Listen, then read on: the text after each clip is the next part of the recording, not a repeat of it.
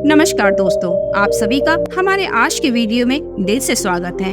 दोस्तों, मान लीजिए किसी व्यक्ति के पास अथाह धन संपत्ति हो, लेकिन इसके बावजूद भी न वो किसी को दान देता है, न किसी की मदद करता है, न जरूरतमंदों की सेवा करता है। तो बताइए वो धन किस काम का? वो तो राख के समान ही हुआ, मिट्टी के समान हुआ।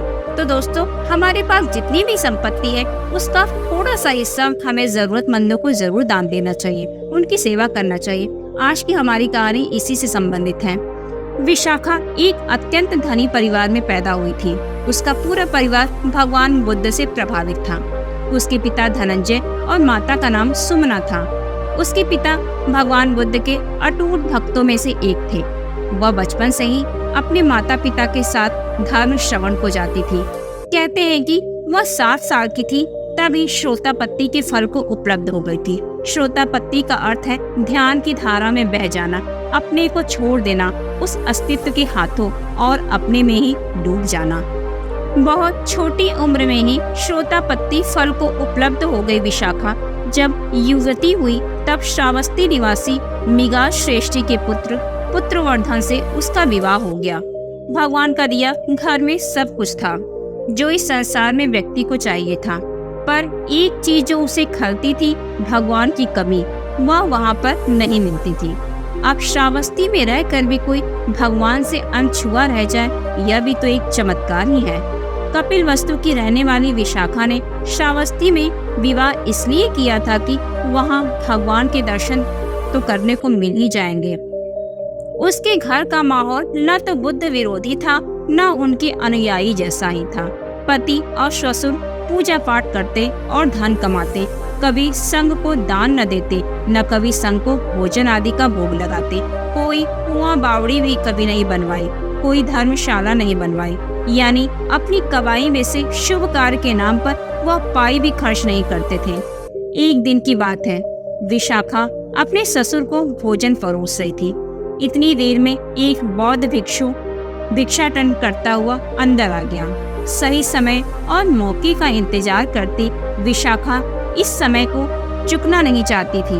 उसने बौद्ध भिक्षु को कहा कि भिक्षु, और कोई घर देखो, मेरे ससुर जी तो बासी खा रहे हैं। ये बात उसने इतने जोर से कही थी कि उसके ससुर के कानों तक पहुंच जाए। इतनी बात सुनकर उसके ससुर का दिमाग तो तिलमिला गया और क्रोध में उसको बहुत भला बुरा कहा कि तू हमारे कुलवधू होकर भी हमारी बदनामी कराती है और घर आए भिक्षु को बिना भिक्षा लिए वापस कर देती है। यह हमारी मर्यादा के बिल्कुल खिलाफ है। वह इतना नाराज हुआ कि उसने विशाखा के माता पिता और पंचायत को भी इकट्ठा कर लिया कि मेरे पुत्रवधू मेरे कुल का अनादर करती है। उसने मेरे ही सामने मेरा अपमान किया। एक बौद्ध भिक्षु को घर से यह कहकर वापस कर दिया कि मेरे ससुर बासी खा रहे हैं।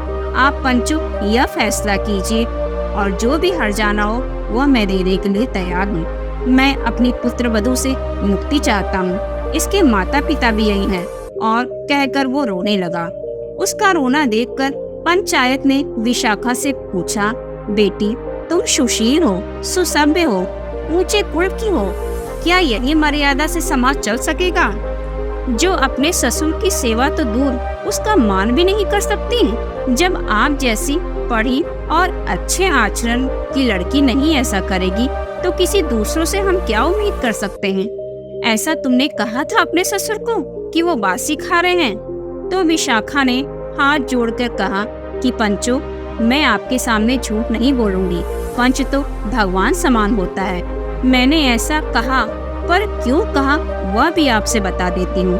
हमारे घर में सब है जो कि आदमी को चाहिए, धन दौलत जेवर गहने सारी सुख सुविधाएं, पर इसके बदले हमारे ससुर कभी भी कोई दान दक्षिणा, कोई मंदिर कुआं बावड़ी, कभी भोज आदि कुछ भी नहीं करते। तो फिर ये मिला कहाँ से? किसी जन्म की कोई कमाई होगी जिसे इस जन्म में उपभोग कर रहे हैं। कुछ बोया होगा किसी जन्म में जिसे इस जन्म में काट रहे होंगे, वरना तो इस जन्म में तो इन्होंने ऐसा कुछ किया ही नहीं जिसके बदले में ये सुख वैभव भोग रहे हैं। तब मैंने क्या गलत कहा कि बौद्ध भिक्षु से इतना ही केवल कहा कि मेरे ससुर बासी खा रहे हैं। तब आप लोग ही बताएं कि मैं कहाँ पर गलत हूँ और मैंने क्या गलत बोला। विशाखा की यह बात सुनकर पंचायत ने उसकी बहुत प्रशंसा की और उसके ससुर को कहा कि तुम्हारी संपत्ति का बहू का कुछ भी हक है या नहीं, अगर है तो उसे उसमें से कुछ अपने धर्म के हिसाब से खर्च करने की आज्ञा देनी चाहिए। आपकी बहू आपका अपमान नहीं कर रही है, आपको केवल चेतावनी दे रही है, बता रही है, समझा रही है। इतनी बात सुन उसके ससुर की आंखों में पानी आ गया। उसने खड़े होकर कहा, आज से विशाखा मेरी बहू बाद में है, मेरी गुरु माता पहले है और इसे पूरा अधिकार है अपने हिसाब से जो चाहे धन खर्च करे। और अगले ही दिन भगवान को और पूरे संघ को भोज के लिए निमंत्रित किया।